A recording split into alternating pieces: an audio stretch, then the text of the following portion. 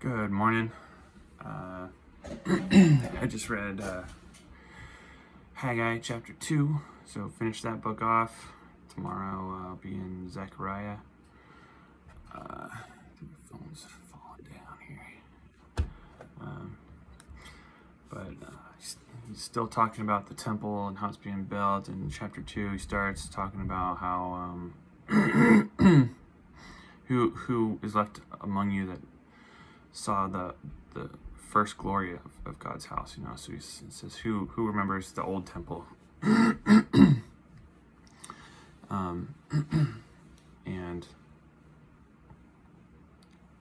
is it in comparison nothing compared to this, so he's trying to make the point that this temple will be greater than the first one.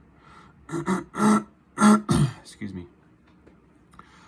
He's trying to get them fired up to build it, and he's talking about silver and gold, and he says when the glory of the Lord fills this temple, this house, it'll be greater than the glory of silver and gold, and that was kind of the appeal in Solomon's day. His temple had a lot of riches and stuff, and over time, as the people polluted their worship with idolatry, those riches started leaving. People would steal from them. They sold them for to pay for stuff, and all the riches and glory left. And now that they've been chastised and they've gone through their judgment, the glory's ready to come back, and it can come back stronger. It's a picture of what should happen to us after we've been chastised. Our bond should be stronger. The glory of the Lord should shine stronger in our lives for the judgment and the restoration that we have.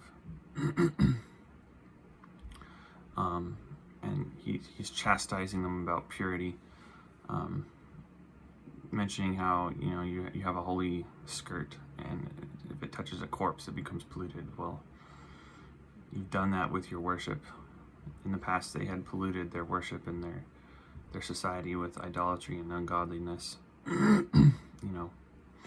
So he's calling them to build the temple, but he's also telling everyone to keep things pure.